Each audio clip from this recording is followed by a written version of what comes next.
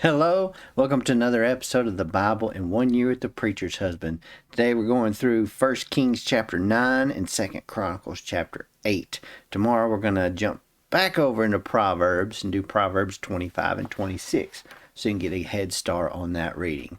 So we're going to jump into 1 Kings chapter 9.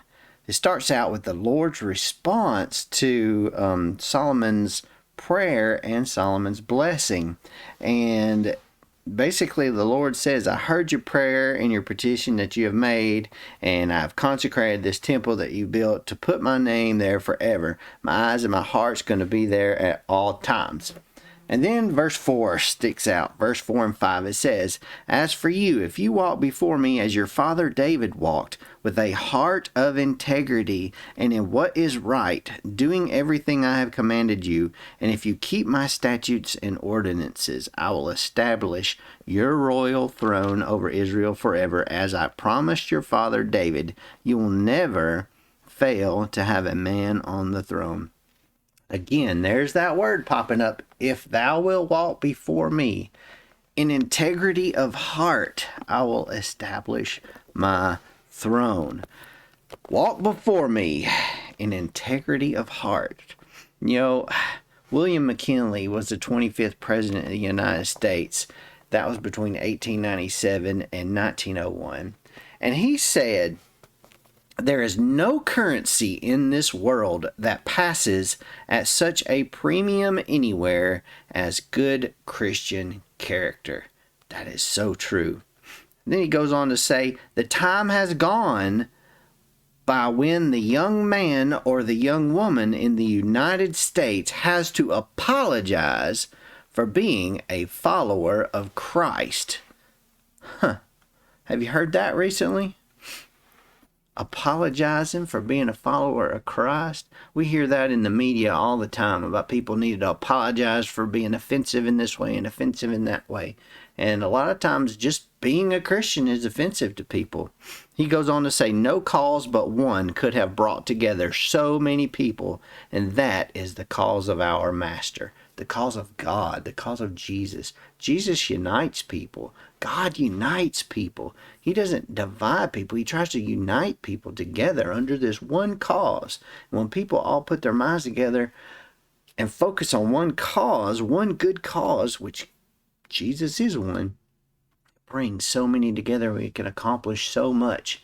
And when he refers to that time, that he says the time has gone by when you have to apologize for being a follower of Christ. Well, that time's back. I'm tired of people wanting me to apologize for being a Christian, apologizing for being pro-life. I'm not going to apologize for that kind of thing, because that's what my Bible says to do. God says to if thou wilt walk before me in integrity of heart, walk in the ways that he has taught us to walk. He doesn't say apologize for doing what I tell you. No, he says don't apologize for that. Do what's right, no matter what. You're supposed to do what's right. Okay, I'll get off my soapbox there, but I just feel like this world's gone into a bad direction. We've almost at some point reverted back to the previous, before God teachings of pagan religions and the lack thereof. So I'm not going to apologize for being a Christian. I'm a Christian. I'm going to walk in God's ways.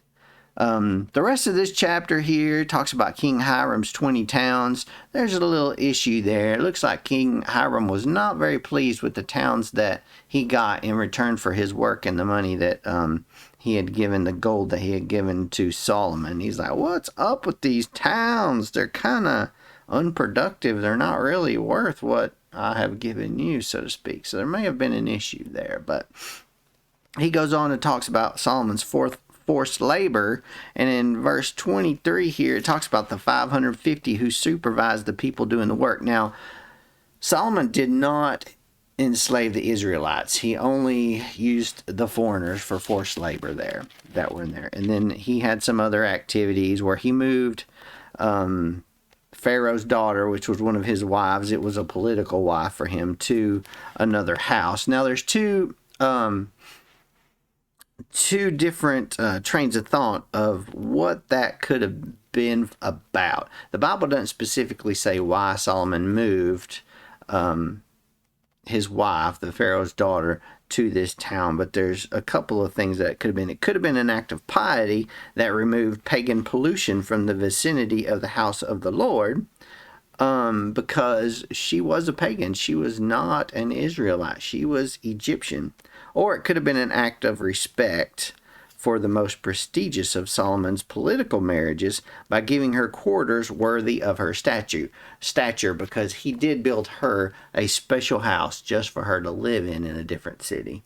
Now, it does refer in Chronicles about the Holy of Holies and the Ark of the Covenant, and where that is a holy place for the Israelites only, and it's not for pagans. So that's probably the line that I lean towards, is that he was moving her specifically to remove the pagan pollution from the vicinity of the Ark of the Covenant that he had moved into the temple. So we'll move on now to 2 Chronicles chapter 8, and this is Solomon's later building projects comes up. Basically, Solomon had built the temple in his palace. He rebuilt the cities that Hiram gave him. He built Tadmor. He built all these storage cities, Upper Beth Horon, Lower Beth Horon, Baalath. He built chariot cities, cavalry cities, everything that Solomon desired to build in Jerusalem, he did it. Now, remember why I mentioned that there were 550 of people who supervised all the workers that were going on. Well, here in 2 Chronicles, in verse 10, it says, these were King Solomon's deputies, 250 who supervised the people. Now look through here, and it says that they were soldiers, commanders, captains, commanders of his chariots and his cavalry. But if you look back in 1 Kings, that number here in 1 Kings includes the soldiers, the commanders, captains, commanders of his chariots and his cavalry, but it also includes his servants. So those extra 300 people were servants who were in charge of overseeing different things personally for King Solomon. So there's a reason from my perspective as to why that number is different here. It talked about public worship being established at the temple, and of course the completion of the temple and Solomon's fleet. All Solomon's work was carried out from the day the foundation of the temple of the Lord was laid until its completion. So the temple of the Lord was finished. The end. I hope this has touched you. If it has, click the like button and the subscribe button, and of course click the little jingle bell so you can get notified the next time I upload a video, which will be tomorrow for another episode of the Bible in 1 Year with the Preacher's Husband. We'll see you then.